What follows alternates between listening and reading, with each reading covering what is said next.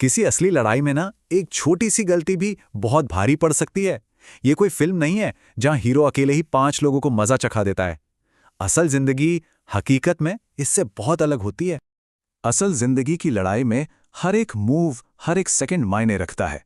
बस एक गलत कदम और सारा खेल खत्म हो सकता है। यहां कोई रीटेक नहीं होता, कोई दूसरा मौका नहीं मिलता। तो सवाल ये उठता है कि अगर कभी ऐसी सिचुएशन का सामना करना पड़े जहां से निकलना नामुमकिन सा लगे, तो क्या किया जाए? देखिए, ये विश्लेषण लड़ाई को बढ़ावा देने के लिए बिल्कुल नहीं है, बल्कि ये खुद को बचाने के लिए तैयार रहने के बारे में है। तो चलिए, इस सफर में हम 6 पड़ावों से गुजरेंगे।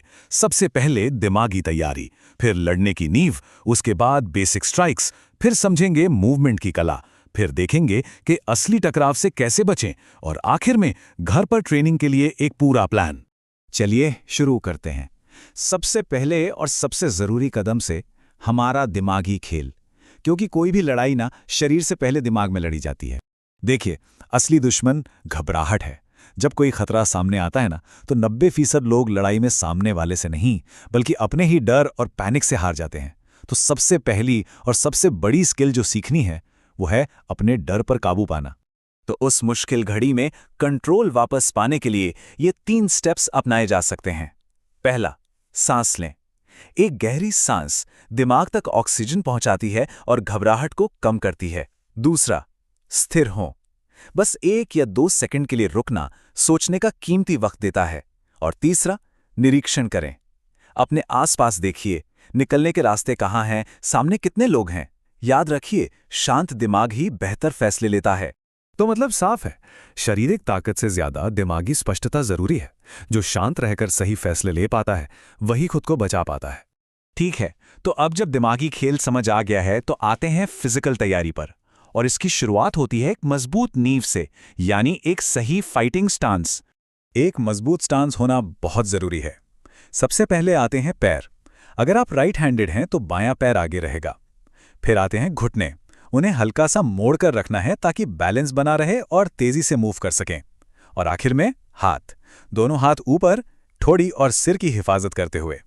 यही वो नींव है जिससे अटैक और डिफेंस दोनों होते हैं। एक बहुत ही आम और खतरनाक गलती लोग ये करते हैं कि पंच मारते हुए अपना गार्ड नीचे कर लेते हैं। जिस हाथ से हमला नहीं हो रहा, उसे हमेशा चेहरे के बचाव के लिए ऊपर रखना चाहिए। नियम सीधा है, हमला करो लेकिन अपना डिफेंस कभी मत खोलो। अब बात करते हैं अटैक के औजारों की। यहां पर यह समझना जरूरी है कि सिर्फ ताकत से ज्यादा तकनीक काम आती है। तो चलिए उन 4 बेसिक पंचेस को समझते हैं। हर पंच का एक खास काम होता है। जैब से दूरी कंट्रोल होती है और सामने वाला बिजी रहता है। क्रॉस सबसे ताकतवर सीधा पंच है। हुक साइड से हमला करने के लिए है, और अपरकट वो क्लोज रेंज में बहुत असरदार होता है। अब एक मजेदार बात बताता हूं। एक पावरफुल पंच की असली ताकत सिर्फ बाजुओं में नहीं होती, नहीं, ये पूरे शरीर से आती है। जब कूल्हे और कंधे एक साथ घूमते हैं ना, तो जमीन से उठी हुई एनर्जी एक लहर की तरह पंच तक पहुंचती है और उसकी ताकत कई गुना बढ़ा देती है। चलिए अब फोकस करते हैं मूवमेंट पर। फुटवर्क एक ऐसी स्किल है जिसे अक्सर लोग नजरअंदाज कर देते हैं, लेकिन एक बात हमेशा याद रखनी चाहिए, एक स्थिर टारगेट हमेशा एक आसान टारगेट होता है। अच्छे फुटवर्क का मतलब है हमेशा मूव करते रहना, एक सेफ डिस्टेंस बनाए रखना और खुद को आसान निशाना बनने से बचाना। अगर कोई बहुत करीब आ रहा है तो पीछे हटना या साइड में हटना ही सबसे अच्छा होता है। और हां, अगर बचने का मौका है तो वही पहली प्राथमिकता होनी चाहिए। अब आते हैं सबसे अहम हिस्से पर, ट्रेनिंग और एक असली टकराव के बीच जो बड़ा फर्क है ना, उसे समझना बहुत जरूरी है।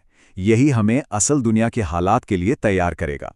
ट्रेनिंग और असली लड़ाई में जमीन आसमान का फर्क है। ट्रेनिंग में नियम होते हैं, तैयारी का वक्त होता है, लेकिन असल टकराव में कोई नियम नहीं, कोई चेतावनी नहीं, कोई काउंटडाउन नहीं। सब कुछ बहुत तेज और अचानक होता है। वहां सोचने का भी वक्त नहीं मिलता। तो बचने की संभावना बढ़ाने के लिए कुछ नियम हैं जो कभी नहीं तोड़ने चाहिए। पहला, मकसद सिर्फ बचना है, जीतना नहीं।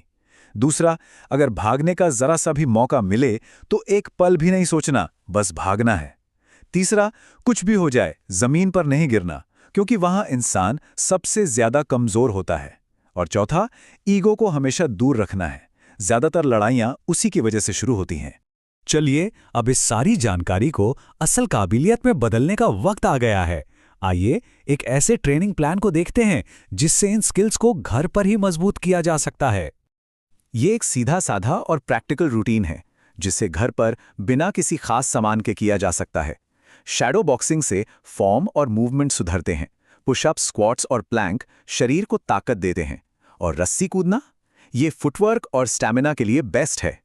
यहाँ सबसे ज़रूरी बात यह है कि एक दिन में बहुत ज़्यादा वर्कआउट करने से बेहतर है रोज़ थोड़ा थोड़ा अभ्यास करना।